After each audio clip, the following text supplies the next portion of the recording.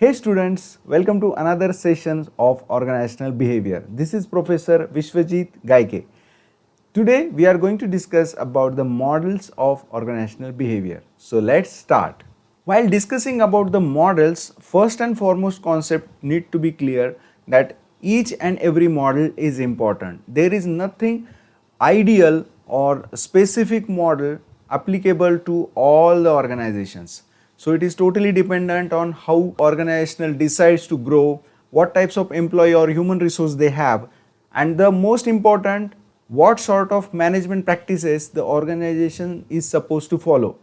These parameters decide all the models, and basically we have 5 different models with us and we will study them briefly today. In case you want to dig in for each and every model deeply, so you can click in to have our special episodes in organizational behavior playlist. So let's start with autocratic model. So to start with, we have autocratic model. The autocratic model can be directly related to the power to any one person or dictator, or you can say a boss who holds each and every right and controls all the environment of the organization. So what's happening over here is that whenever there is a unskilled labor or there is a lack of knowledge over the organizational employees, so autocratic model definitely comes into the picture. So here the basis of model is the power. Then we have managerial orientation as a authority. Every manager has a authority and should obey the boss orders. Then employee orientation is the obedience only. If they are not obeying, they may get fired or they may get punishment in some consequences as well. So employee psychological results, they are totally dependent on the boss. If boss gives any instruction, then only the work happens. While talking about the employee needs, they are only considering about the survival, like they are just fulfilling their basic needs like food, shelter and clothes, and the performance results in such kind of model is expected to be at minimum. The best example I can give for this autocratic model is the coal mine industry few decades ago. The people working over there had no independence and they need to work hard to survive. So that was the autocratic model. Now let's study custodial model. As the name suggests, you will get paid what you do. So that is the simple agenda in this model, and total orientation of this model is regarding to the money or the resources. Managerial orientation will also be around the money only.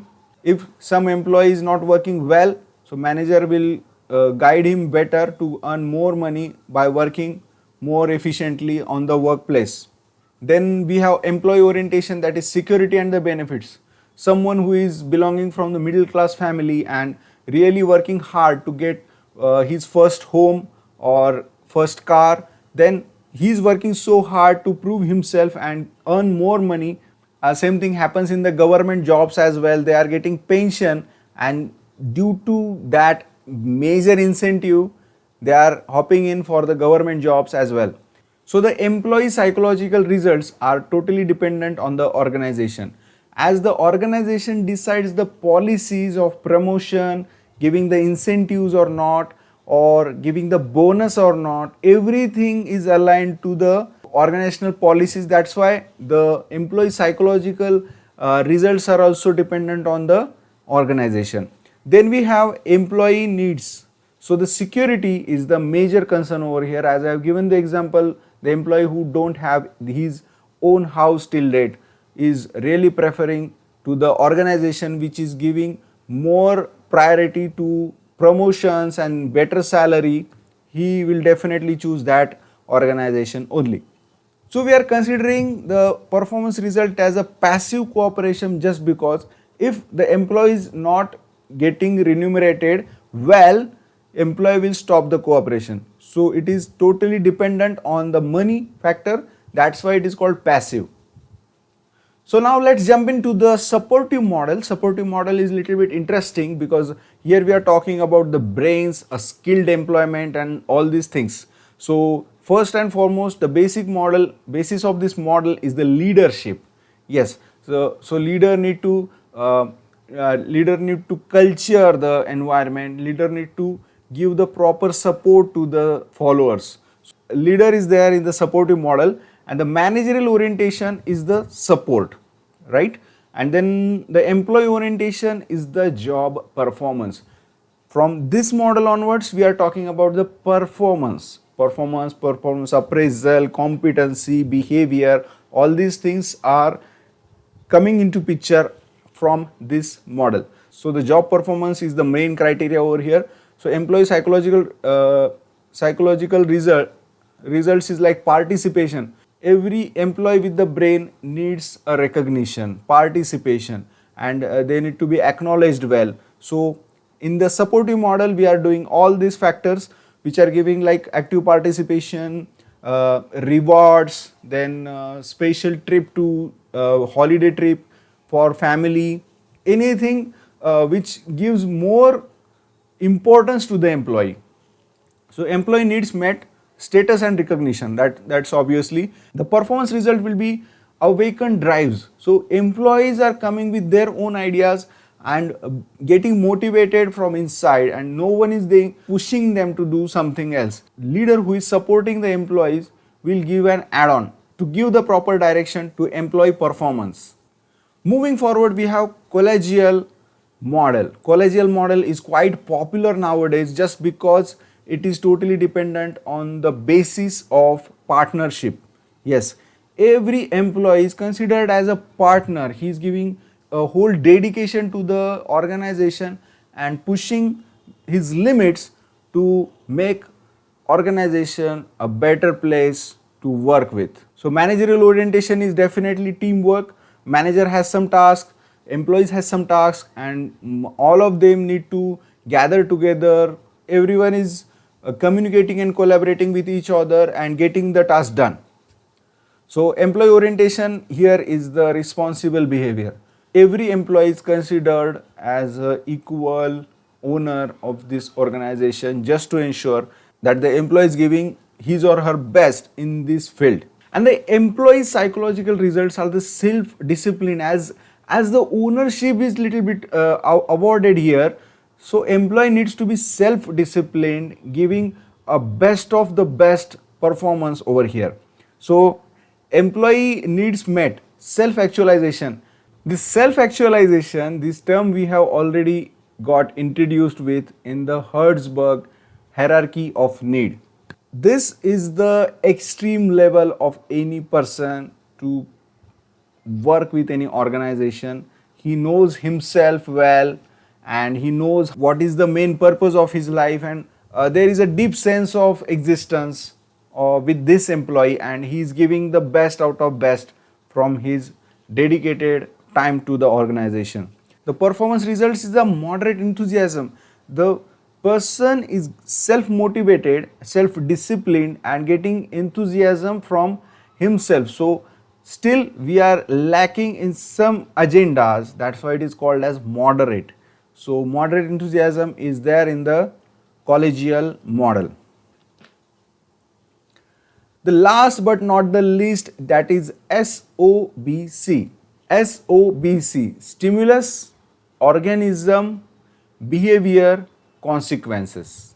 All four words are explaining this thing. The total evaluation of human species or any organism evolved till date is with this model. The stimulus, which is the first thing which triggers the whole thing. Then we have organism. Organism means all the living things. Then behavior, the reaction to the action of that organism, and then consequences happening after that reaction, that behavior. So all these are interdependent, and now this is the whole worldly scenario of any model. So the basis of model here is a facilitator helping someone, but not being like a partner or a leader. This is only giving a simple hint or support. So the managerial orientation over here is the empathy. Consider yourself as a scientist who is working so hard on some typical topic, but you are lagging some basic concept over here. So manager or leader just visiting you, reading your report and giving some clue which will feel you like, wow, that was missing in my concepts. So that is the concept of SOBC. So the employee orientation is the belongingness. You belong to something, you work for it, like as you exist for it. So SOBC model is very much about the belongingness. The employee psychological result is the ownership. As if I already told you, if one scientist is working on it, he will be definitely getting the patent or a special recognition of this invention. So sort of ownership is there. So employee needs met are higher order needs: recognition, money, then the fame, as well as the whole wealth what we are dreaming about. So the performance results of these SOBC model is passion and commitment. We have a renowned example of Honorable APJ Abdul Kalam sir, who was working so hard, so passionate about his rocket science knowledge, implementation of that knowledge, making the missiles for India, and made us proud for all over the globe. The India is leading right now with all these weapons we have. That was only possible just because of the passion of Dr. APJ Abdul Kalam sir and the researchers who were working with him at the time of these inventions. So we have covered 5 different models of organizational behavior in this session. This was a brief session and we will be discussing each and every model in detail with examples. If you have any queries, kindly comment below. So this is Professor Vishwajit Gaike signing off for right now. Thanks for watching. And please also visit our special website vishwajit.org.